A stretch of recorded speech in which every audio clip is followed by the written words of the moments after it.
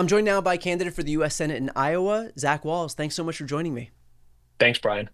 So we have some major news out of Iowa that really did capture the entire attention of the country, and that was that there was a state legislative seat that was flipped, a 20-some-odd point flip from red to blue from the 2024 election when Trump won that district by about 11 points to when Caitlin Dray won that district just this week by about 10 points. So a major flip. And so how does that make you think about Iowa as you're running right now in terms of, I know a lot of people will write the state off. How are you thinking about the state, given what we've seen in the last 24 hours?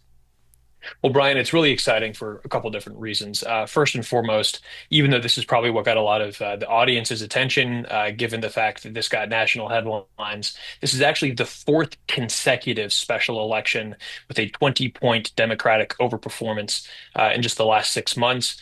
This is the second state Senate seat that we have now flipped in Iowa that was won by Donald Trump in 2024.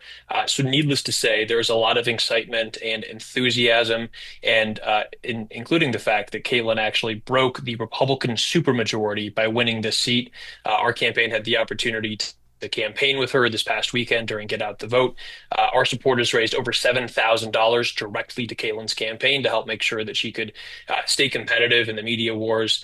And it was a real honor to have the chance to get to know her during the course of the campaign and to knock doors with her this past weekend. Talking with a lot of Iowa voters who were really upset with the fact that the Trump administration has not brought down costs like he promised they would, and the fact that Republicans have been a rubber stamp for his agenda, including Senator Joni Ernst, that has actually made cost of living higher for most Iowans rather than lower. Now, as it relates to Joni Ernst specifically, I'm going to throw a clip right here on the screen of a comment that got her a lot of national attention. You are arguing about illegals that are receiving Medicaid benefits, 1.4 million, 1.4, they are not eligible, so they will be coming off. So people are not. Well, we all are going to die. So, for heaven's sakes, folks. Okay, no. So can I have your reaction to that comment? I know that it's a couple of months old by now, but I think the sentiment probably still remains if you're Joni Ernst. Oh, absolutely. I mean, that comment has really put her on the back foot, and I think really put this race on the map, not just here in Iowa, but all over the country. There's been a real groundswell of support for our campaign against her because Iowans, I think, saw, and so many of us all over the country saw just how out of touch she is. I don't think it's a comment that she necessarily makes 12 years ago when she's first running for the U.S. Senate. I think it's a clear example of how she's really gone Washington, and I don't think Iowans are happy about that. I think it just demonstrates just how out of touch she is, and the fact that she's no longer the person that she once was. As it relates to your race specifically, there was some polling out that tested a bunch of Democratic candidates against Joni Ernst. You scored the highest, and in this hypothetical matchup, you scored 45 to 44 against Joni Ernst. So how are you thinking about that polling in terms of when you're speaking to folks in that state? And the reason I ask is because, a lot of times when we have these states that have consistently voted red, and I think the last time Iowa voted for a Democrat, if I'm not mistaken, was 2008 for Barack Obama. Is that correct in the presidential? 2012, President 2012. Obama carried it Okay. in his reelection. Yeah. So it's been a minute, and I think that we think of a lot of these states as not worth expending energy and resources in places that are just trending in the opposite direction. And so what did that poll result tell you, despite kind of the common knowledge that people might have about your state? Well, I think one thing that's really interesting in that poll is that Joni Ernst's favorability lags 17 points behind where Donald Trump is. So there's an enormous number of people in the electorate who still approve of Donald Trump, but have an unsatisfactory view of Joni Ernst, which tells me that there is an enormous number of Iowans who are willing to give anybody a second look who's not Joni Ernst. But our message is clearly resonating with people, which is why we're the strongest candidate to defeat Senator Ernst next November. We are the only candidate who, when voters learned more about the folks who are running, actually moved ahead of Senator Ernst in a direct head-to-head matchup. We know that she's vulnerable, and we know that the agenda that she has voted for is uniquely bad for Iowa. Tariffs have been devastating for our farmers and for our light manufacturers. The cuts to Medicaid are going to have a devastating impact for rural healthcare providers. Mass deportations are not going to be good for our state, and cuts to SNAP are not only going to hurt struggling families, they're going to have a devastating impact on farm incomes, grocery stores as well. And so we know that Joni Ernst has been a rubber stamp for this agenda that is actually raising costs by doing things like ending investments in clean energy that are going to increase utility bills by hundreds of dollars a year in our state. So from my perspective, I think it shows conclusively that Senator Ernst is very vulnerable in 2026. And the only thing I would add, Brian, is that Iowa, despite being perceived as being more Republican over the last few years, as late as 2020, we had three of our four members of the U.S. House were Democrats. Back when we had Abby Finkenauer, Cindy Axne, and Dave Loebsack. Our state auditor, Rob Sand, continues to hold statewide office. He's a Democrat who has consistently won statewide elections. And Iowa is, in fact, the third most likely state in the country where voters split their tickets between Democrats and Republicans. And so there's no doubt that Donald Trump has been popular in our state. He's won this state in 2016, in 2020, and in 2024.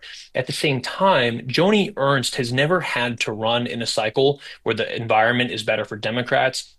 She's consistently been underperformed Donald Trump in 2020 and the Republican candidate for governor in 2014. So this will be the first time where she's ever had to face voters in a climate that's actually positive for Democrats. And we believe that we are building a coalition that can not just bring new people into the Democratic Party, but can actually win over independents and Republicans. That same poll saw me winning independents by almost 20 points. And in fact, even winning 7% of voters who voted for Donald Trump in 2024, more than any other Democrat in the race. So we've spoken a lot about kind of the negative attributes of Donald Trump and Joni Ernst and the case against those people. But I think, it's important to recognize that there has to be an affirmative case for you as well. And so in terms of what your affirmative case is for voters, that's not just how bad Trump and Ernst are. What has been most resonant in terms of the message that you're bringing to voters? Absolutely. Well, some of your audience may recall a speech that I gave back when I was a college sophomore about marriage equality and defending the freedom to marry for my two moms and for all Iowans. And I brought that same level of courage to my entire work in politics and over the last 7 years of serving in the state Senate. I think Iowans are looking for people who have the political backbone to take on leaders in both parties when they're not working for Iowans, whether that means standing up to your own party when it's necessary, pushing for our party to do better and actually be more effective in representing our constituents, or be willing to stand up to Donald Trump when that's what it takes and he's pursuing policies that are bad for Iowa, like the tariffs, where Joni Ernst, on the other hand, has been a total rubber stamp. And so from my perspective, we are laser focused on Joni Ernst. We are focused on the fact that she's been a rubber stamp for an agenda that is increasing costs, that is not growing paychecks, and she has become a part of the problem that she said she'd solve. Back in 2014, she ran for office, said that she would only serve 2 terms in the U.S. Senate, and now she's gearing up to launch her campaign for her 3rd term. It's exactly the kind of typical Washington, D.C. behavior that people in Iowa are sick of, and that's why they're ready to make a change.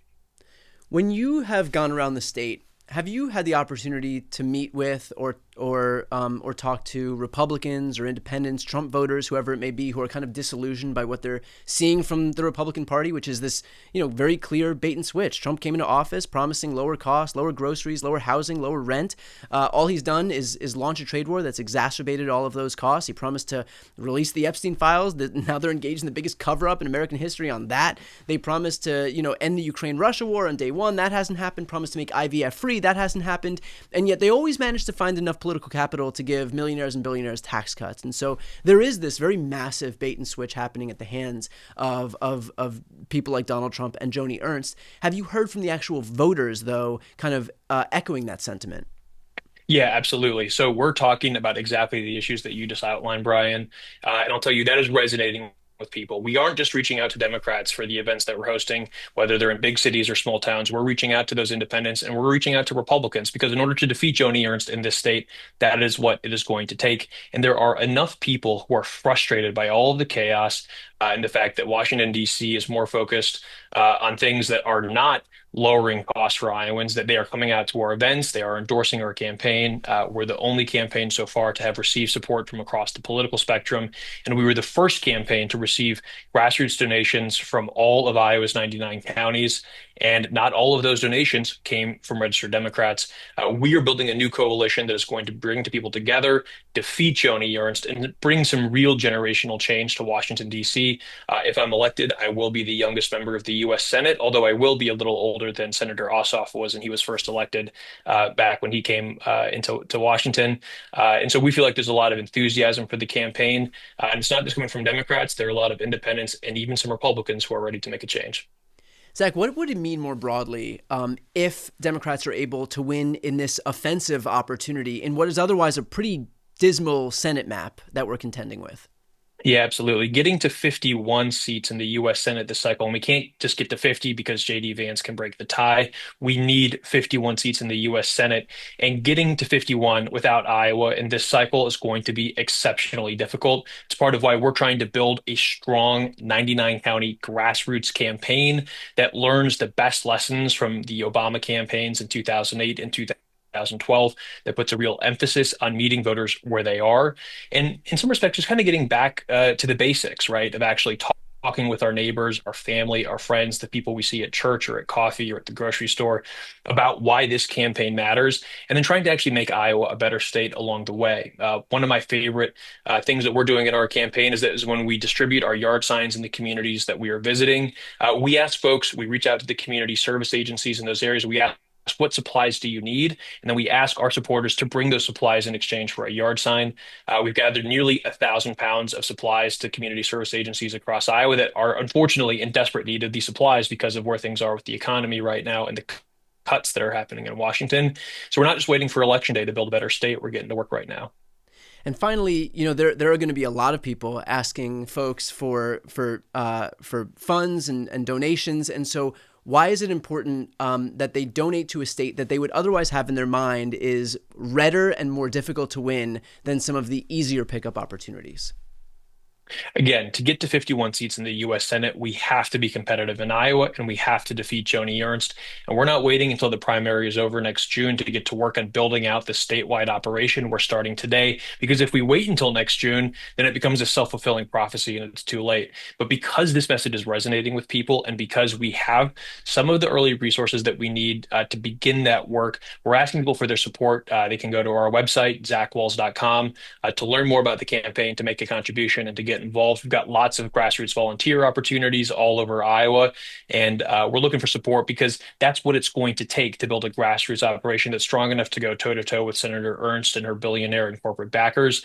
We made the decision on day one, we're not taking a dime of corporate PAC money. We are 100% people-powered, something that I wear with a badge of honor. And I think when we talk about cleaning up the political corruption and being willing to stand up to the establishment in both parties, this is a great example of putting our values into action. But we can't do it alone. We're counting on grassroots supporters all over Iowa and across the country to make this work possible. And so if this resonates with you, we would love to have your support. And I hope that I can count on folks who are interested in learning more to go to the website and to chip in. Awesome. I'll put that website right here on the screen and also in the post description. If you're listening on the podcast, it'll be in the show notes. Zach, appreciate your time. Best of luck in the campaign trail. Thanks, Brian.